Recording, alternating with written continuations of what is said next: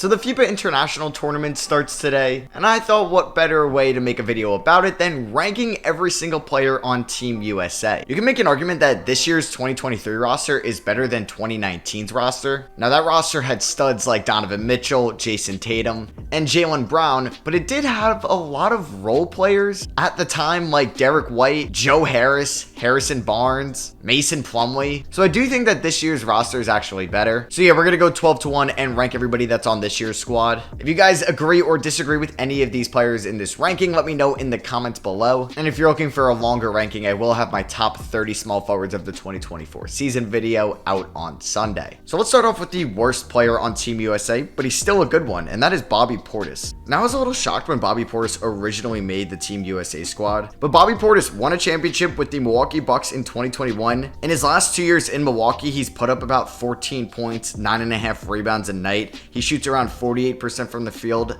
38% from three, and 76% from the line. He's not my ideal player to go and play international basketball because he does lack a playmaking ability at the center position, in which he is playing here at the Team USA level. I still think he's a solid backup big for them, and he averages around 8 minutes a night for them so far in the exhibition game, so I don't think he's going to have too big of an impact in a role when these games really matter. But if he's going to be your 12th best guy on your international FIBA roster, it's not a bad place to be. Next up at number 11, we do have Walker Kessler. Is this a bad take to have Walker Kessler already better than Bobby Portis? Now, Walker Kessler actually played 0 minutes for Team USA against Germany, but I think I just value Walker Kessler's inside defensive presence as a rim protector than Bobby Portis, and that's what their roles are on this Team USA. We just saw Walker Kessler be a rookie this past season for the Utah Jazz. He was in the Rudy Gobert trade. He was selected 22nd overall in the 2022 draft. He had a really good rookie season, 9 points, 8 rebounds, 2.3 blocks a night as a rookie, shot 72% from the field. Man, 3 years ago when I saw him at UNC, I really didn't think he was ever going to be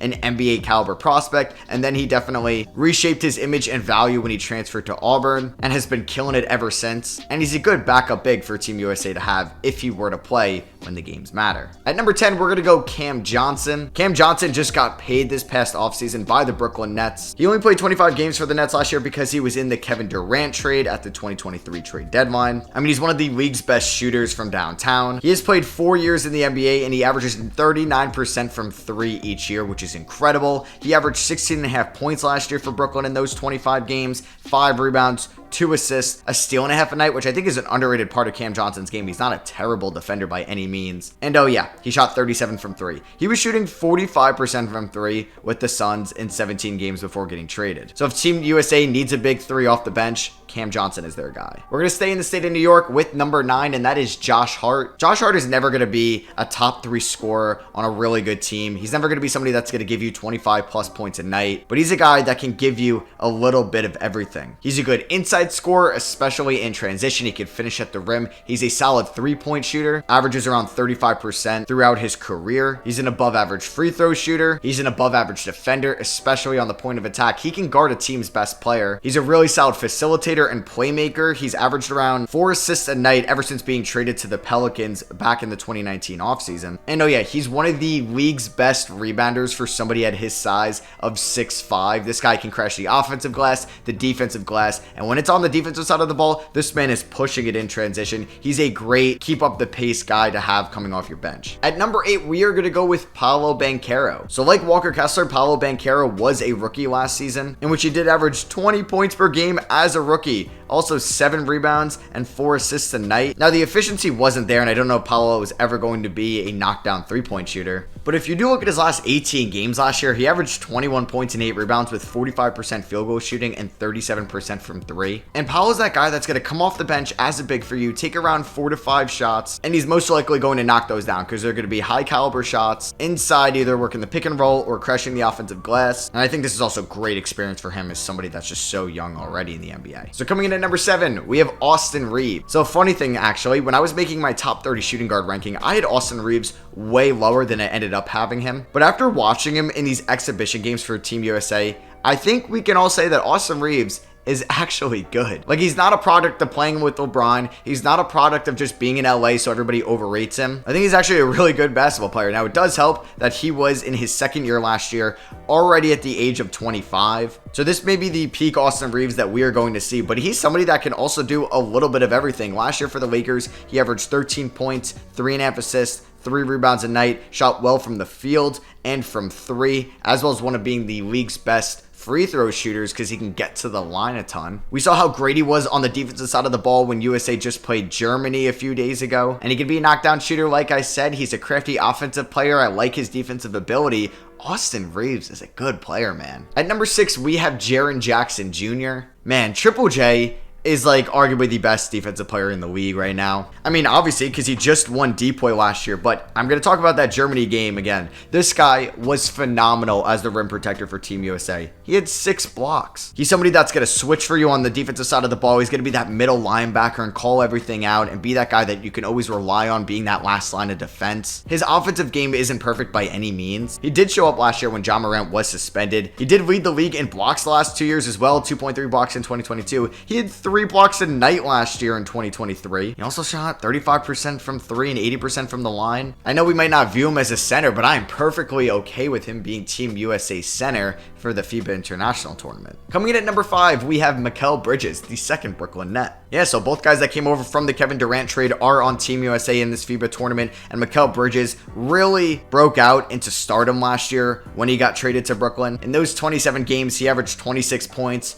4.5 rebounds, shot 47% from the field, 37% from 3, and 90% from the foul line. He's one of the league's best two-way players, and he hasn't been anything crazy throughout these exhibition games, but I think in his role, he'll buy in on the defensive end and really use all of his energy on that side of the ball where he knows he could be the best defender on the perimeter on Team USA. At number 4, we have Jalen Brunson, the second New York Knicks. So we got 4 players here on New York teams on Team USA, and Jalen Brunson is a captain for Team USA this summer, and rightfully so. It seems like everybody loves Jalen Brunson. He gets along with everybody. He's great friends with Mikal Bridges and Josh Hart from their Nova days, and he broke out last year for the New York Knicks, going from 16 points per game in 2022 with the Mavericks to 24 points a night with the Knicks last season, playing in 68 games, and his efficiency didn't drop off too much, even though he took 5 more shots a night, 49% from the field, 41% from 3, which actually went up from the year prior, and he also shot 83% from the line, gives you 3.5 rebounds and 6.5 assists a night as well. I do wonder if his game is going to be the best translated into the international style of play, and that's why I do have him at number 4 with another guard at number 3. So at number 3, I did decide to go with Tyrese Haliburton here.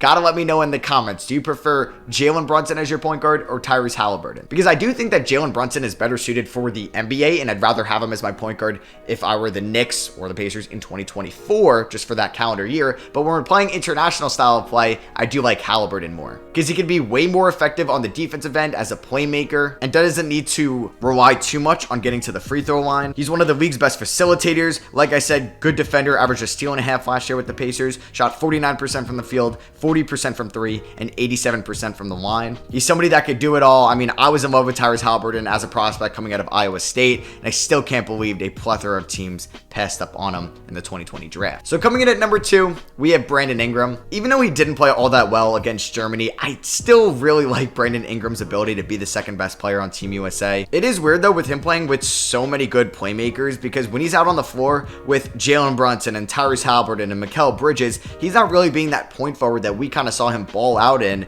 at the end of this season last year with the Pelicans. Because Brandon Ingram is 6'8", and he can give you 25 plus points a night. He can give you around 6 assists, 6 rebounds, and do it at an elite level efficiency wise. He shot 48% last year from the field, 39% from 3, and I think he could be a huge X factor for Team USA in this tournament. And at number 1, it's a no-brainer. Everybody's talking about him. It's Anthony Edwards. Yeah, Anthony Edwards really showed why he's the guy on Team USA when they played Germany. And I'm going back to this Germany game a lot because Germany was definitely the best team they faced so far, with guys like Franz Wagner, Mo Wagner, Isak Bonga, Dennis Schroeder, Daniel Tice. They have a lot of NBA talent on their team. And Anthony Edwards played in 34 minutes and he had 34 points. He was a plus 37 when he was on the floor. He shot 61% from the field, 50% from 3, perfect from the foul line. And yeah, like I said, he's going to be the guy for Team USA over the next month and a half, and that's why he's coming in at the number 1 spot. So yeah, let me know what you guys think of my player rankings in the comments below. I really